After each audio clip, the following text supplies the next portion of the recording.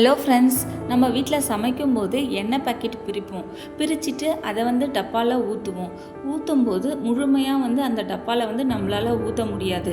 எப்படி இருந்தாலும் அதில் கொஞ்சம் நிற்கும். அதுக்கு நான் என்ன பண்ண போகிறேன்னா, டபுள் சைட் டேப்பை வச்சு கிளிப்பில் எண்ணெய் பாக்கெட்டை நல்லா கிளிப்பில் மாட்டி விட்டுட்டோம்னா அந்த எண்ணெய் சொட்டு சொட்டாக டப்பாவில் விழுந்துடும். அதுக்கப்புறம் லாஸ்ட்டாக கவரை தூக்கி போட்டுடலாம்.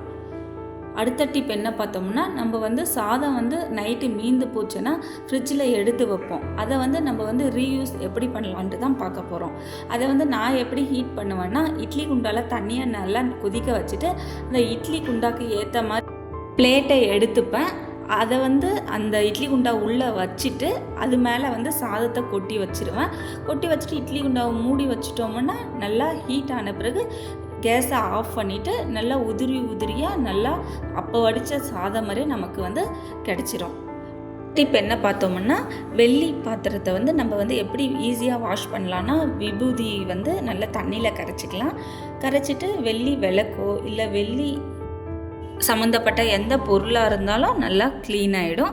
அதுக்கப்புறம் சில்வர் பாத்திரமும் விபூதியை வச்சு நல்லா க்ளீன் பண்ணால் புதுசு மாதிரியே நல்லா பளபளப்பாக இருக்கும்.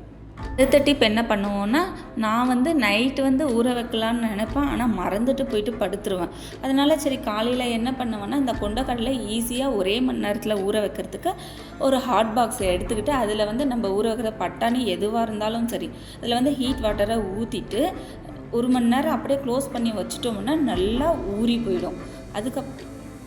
அதுக்கப்புறம் வேக வச்சு எடுத்தோம்னா சூப்பராக இருக்கும். இந்த டிப்பை ஃபாலோ பண்ணி பாருங்கள். அப்படியே லைக் பட்டனை கொடுத்துட்டு சிங்கப்பெண்ணை சேனலை சப்ஸ்கிரைப் பண்ணிக்கோங்க. அடுத்த டிப் என்ன பார்த்தோம்னா, இந்த மாதிரி ஸ்விட்ச் பாக்ஸ் எல்லாமே நம்ம வீட்டில் அழுக்காக இருக்கும். அதை துடைக்கிறதுக்கு சோம்பேறியாக இருக்கும். நானும் அது போல தான் இருப்பேன். அதுக்கு ஈஸியாக க்ளீன் பண்ணுறதுக்கு வைப்பர்ஸ் எடுத்துக்கலாம். வச்சு க்ளீன் பண்ணோம்னா அழுக்கு ஈஸியாகவே வந்துடுது. சென்டரில் எல்லாமே நல்லாவும் க்ளீன் பண்ணிடுது. நல்லா ஒயிட்டாகவும் இருக்குது. அதில் வேறு எதுவுமே ஆட் பண்ண தேவையில்ல. அதில் இருக்கிற ஈரத்தன்மையே போதும். அந்த ஸ்விட்ச் பாக்ஸ் ஃபுல்லாக சூப்பராகவே க்ளீன் ஆகிடுது.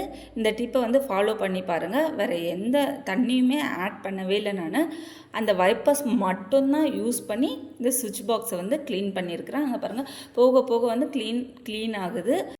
வைப்பர்ஸை வச்சு செவுத்தில் இருக்கிற அழுக்கு தொடச்சாலும் சூப்பராக க்ளீன் பண்ணிக்கலாம். இந்த டிப் பிடிச்சிருக்குன்னு நினைக்கிறேன். அடுத்த டிப் என்ன பார்த்தோம்னா, பூண்டு உரிக்கிறத பற்றி தான்.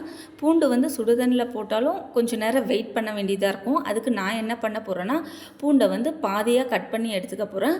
கட் பண்ணிவிட்டு அந்த பாதியை நல்லா ஒரு பல்லாக பிரித்தாவே பூண்டு மட்டுமே தான் வருது. தோல் எல்லாம் அப்படியே உறிஞ்சி வந்துடுது. நம்ம ரொம்ப கஷ்டப்பட்டு தோல் எடுக்க வேண்டிய அவசியமே இல்லை. இது போல் பாதியாக கட் பண்ணாவே நல்லாவே பூண்டு ஈஸியாக உரித்து கொஞ்ச நேரத்தில் உரித்து எடுத்துடலாம்.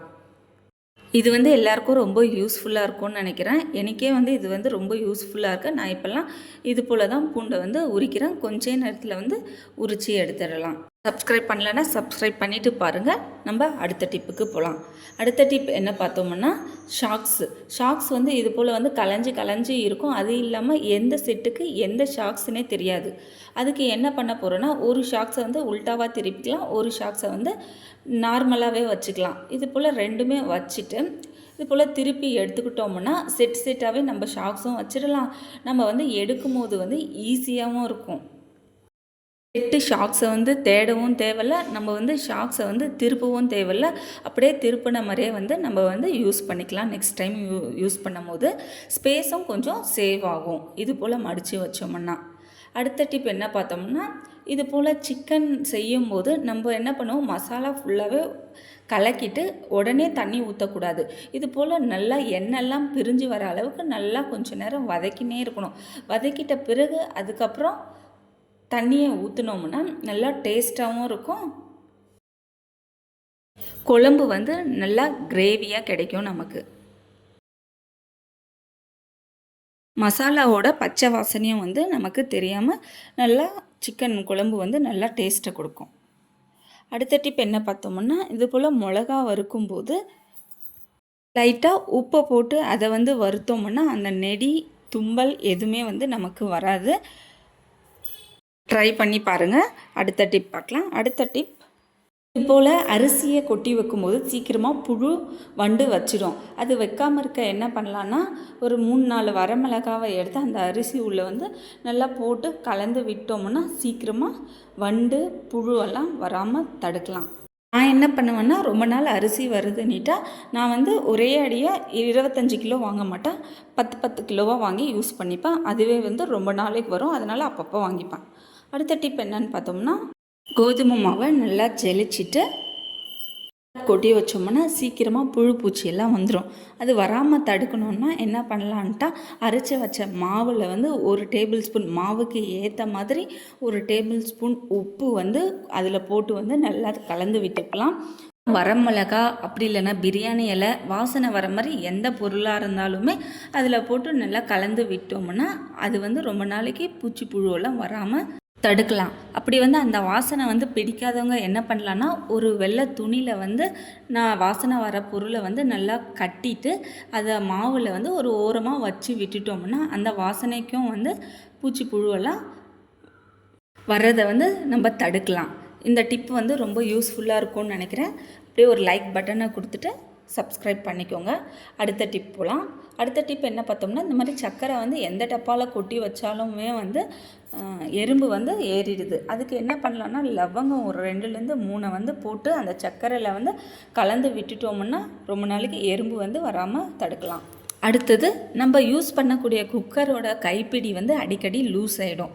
அதுக்கு வந்து என்ன பண்ணலான்னா, நம்ம டெய்லி யூஸ் பண்ணக்கூடிய ஸ்பூனை வச்சே வந்து நம்ம வந்து டைட் பண்ண மாதிரி ஸ்பூன் எடுத்துக்கலாம். ஸ்பூனோட பின்பக்கம் வந்து நல்லா மெல்லிசாக தான் இருக்கும். அதை வச்சு நம்ம வந்து டைட் பண்ணோம்னா நம்மளோட குக்கர் வந்து டைட்டாகவே ஆகிடும். அடுத்த டிப் என்ன பண்ணோம்னா, நம்ம வந்து 3 மினிட்ஸ் பாப்கார்னை வந்து வாங்கி பொரிப்போம். அது வந்து 10 ருபீஸ் வாங்கினாவே ஒரு டைம் கூட வராது. அதுக்கு வந்து இது போல் ஒரு பேக்கெட் 30 ருபீஸ் நல்லா பெருசாகவே இருக்குது. அதை வாங்கி வந்து நம்ம வந்து பசங்களுக்கு பொரித்து கொடுத்தோம்னா செலவும் மிச்சம், நல்லா ஃப்ரெஷ்ஷாகவும் பாப்கார்ன் வந்து சாப்பிடுவாங்க. அதுக்கு வந்து ஒரு பேனில் வந்து பட்டர் வந்து போட்டுக்கலாம். பட்டர்லேருந்து 1லேருந்து 2 டேபிள் ஸ்பூன் போட்டுன்னா அது வந்து நல்லா மெல்ட் ஆன பிறகு அதில் வந்து நம்ம சோளத்தை போட்டோம்னா நல்லா பொரிஞ்சு வந்துடுது. காசும் மிச்சமாகும். நம்ம வந்து பாப்கார்னை வந்து ஃப்ரெஷ்ஷாக சாப்பிட்ற ஃபீலிங் இருக்குது. நல்லா சூப்பர் டேஸ்ட்டாகவும் இருக்குது. பொரிஞ்சிட்ட பிறகு நம்மளுக்கு காரம் உப்பு ஏதாச்சும் வேணும்னா காரமும் உப்பும் கலந்துட்டு அதை வந்து மேலே வந்து நல்லா தூவி விட்டோம்னா நல்லா ஸ்பைசியான பாப்கார்ன் வந்து சாப்பிட்லாம். கிச்சனில் யூஸ் பண்ணுற துணி வந்து எப்படி வாஷ் பண்ணலான்னா, அப்படியே வாஷ் பண்ணால் அதில் இருக்கிற எண்ணெய் பிசுப்பெல்லாம் அப்படியே இருந்துடும், ஒழுங்காகவே க்ளீன் ஆகாது. அதுக்கு வந்து ஹீட் வாட்டரை ஊற்றி கொஞ்சம் நேரம் நல்லா ஊற வச்சு எடுத்துக்கலாம். அதில் வந்து லிக்யூட் ஜெல்லும் ஊற்றிட்டு கொஞ்ச நேரம் ஊற வச்சு அதுக்கப்புறம் நம்ம வாஷ் பண்ணி எடுத்தோம்னா அதில் இருக்கிற எண்ணெய் பிசுப்பு, அதில் இருக்கிற அழுக்கு எல்லாமே நல்லா சுத்தமாக விட்டுரும். அடுத்த முறை எடுத்து யூஸ் பண்ணுறதுக்கு நல்லாயிருக்கும். அப்படியே வாஷ் பண்ணி போடுறதுக்கும் இது போல் ஹீட் வாட்டரில் ஊற வச்சுட்டு அதுக்கப்புறம் வாஷ் பண்ணி போடுறதுக்கும் நிறையாவே டிஃப்ரென்ஸ் இருக்குது. ஏன்னா நம்ம கிச்சனில் வந்து அடிக்கடி அந்த எண்ணெய் பிசுப்பை தான் நிறைய துடைக்கிற மாதிரி இருக்கும். அதெல்லாம் க்ளீன் பண்ணோன்னா கண்டிப்பாக ஹீட் வாட்டர் ஊற்றிட்டு ஊற வச்சுட்டு க்ளீன் பண்ணாவே நல்லா க்ளீன் ஆகிடுது. ட்ரை பண்ணி பாருங்கள், கண்டிப்பாக யூஸ்ஃபுல்லாக இருக்கும். அடுத்து நம்ம ரெகுலராக யூஸ் பண்ணக்கூடிய டீ வடிகட்டி வந்து எப்படி க்ளீன் பண்ணலான்னு பார்க்கலாம். என்ன தான் நம்ம ஸ்க்ரப்பரில் தேய்ச்சாலும் அது ஓரத்தில் இருக்கிறது வந்து அப்படியே தான் இருக்கும்.